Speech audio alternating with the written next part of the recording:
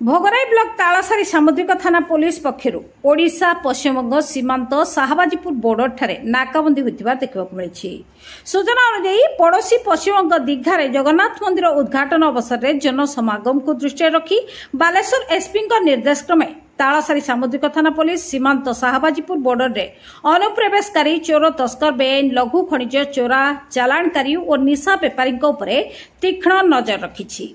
तालासारी सामुद्रिक थाना IIC Champavati Soren ASI Pith Hembram Ratikant Behera समेत पुलिस फोर्स ओडिशा पश्चिमबंग सीमांत शाहबाजीपुर दीघा बंग सीमार नाकाबंदी कर राति पर्यंत समस्त गाड़ी को जांच कर देखा मिली। उक्त जांच प्रक्रिया अनिर्दिष्ट समय पर्यंत चलिब बोली तालासारी सामुद्रिक थाना आईआईसी श्रीमती सोरेन प्रकाश करिसेंती। अनुरूप भाव में चंदेश्वर पुलिस फांडी पक्षर कखड़ा पंचायत सीमांत पुरुषोत्तमपुर बेंगल बॉर्डर को सील करी गाड़ी मोटर को कड़ाकड़ी जांच करा देखा मिली।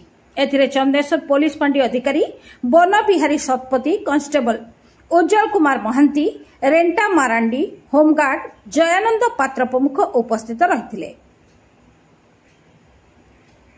बालेश्वर जिल्लारू प्रतिनिधि Jyotiranjan Pattnaik report local news 7।